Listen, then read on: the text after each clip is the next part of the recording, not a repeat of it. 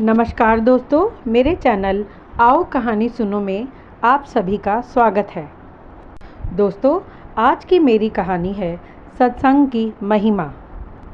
आप सभी से निवेदन है कि मेरी कहानी को कृपया पूरा सुनें। अगर कहानी पसंद आए तो एक लाइक अवश्य करें। बहुत पुरानी बात है, किसी नगर में एक चोर रहता था। उसका एक बेटा भी था। जब उसका बेटा थोड़ा सयाना हो गया, तब वह चोर अपने बेटे को भी चोरी करना सिखाने लगा, क्योंकि अब वह चोर धीरे धीरे बूढ़ा हो रहा था। कुछ ही समय में उसका बेटा भी चोरी करने की विद्या में प्रवीण हो गया। अब चोरी करके दोनों बाप बेटा अपना जीवन आराम से व्यतीत करने लगे। एक दिन उस चोर ने अपने बेटे को कहा कि देखो बेटा, तुम कभी भी साधु संतों की बातों को नहीं सुनना। अगर कहीं किसी भी सत्संग में कोई महात्मा उपदेश दे रहा हो तो अपने कानों में उंगली डालकर वहाँ से भाग जाना। चोर के बेटे ने कहा, बापू, मैं आपकी सारी बातें समझ गया, आप बिल्कुल भी चिंता ना करें। आपने जैसा समझाया है मैं वैसा ही करूँगा। एक दिन चोर के बेटे ने अपने पिता से कहा कि पिताजी, मेरे मन में ऐसा विचार आ रहा है कि क्यों ना आज हम यहाँ के राजा के घर में चोरी करें। वह चोर अपने बेटे के मुंह से ऐसी बातें सुनकर बहुत खुश होते हुए बोला कि बेटा ठीक है, आज हम राजा की तिजोरी साफ कर देंगे।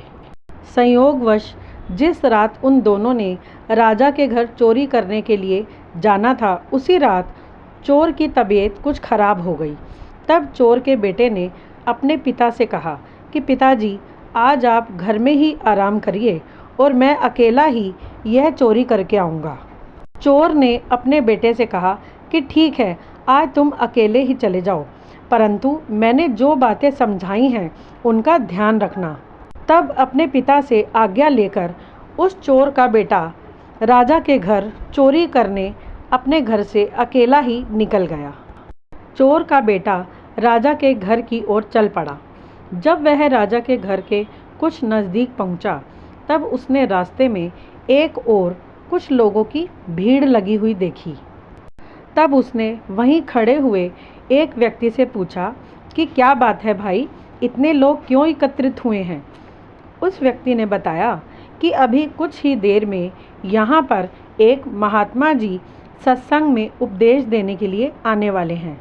उस व्यक्ति की बात सुनकर चोर के बेटे का माथा ठनका।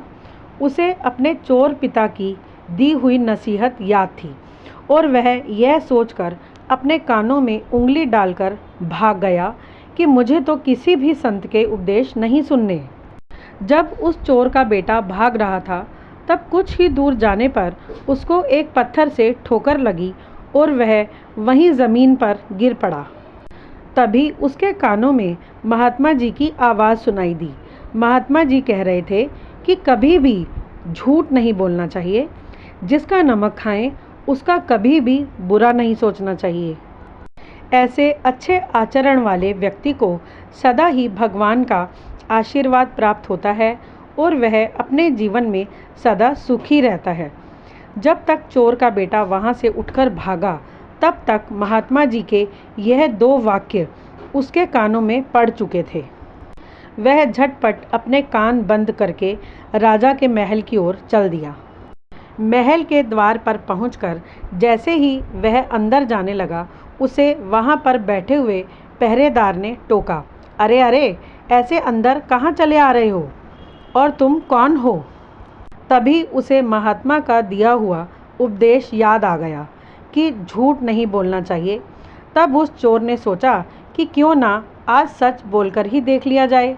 यह सोचकर वह चौकीदार से बोला कि मैं एक चोर हूँ और राजा के घर में चोरी करने के लिए आया हूँ। चौकीदार ने सोचा कि यह महल का कोई नौकर होगा जो मजाक कर रहा है, इसलिए उसने चोर के बेटे को कहा कि ठीक है, तुम अंदर चले जाओ। चोर का बेटा खुशी खुशी बेधड़क महल के अंदर चला गया। महल में इधर उधर घूमते घूमते उसे एक कमरा दिखाई पड़ा और वह उस कमरे में घुस गया।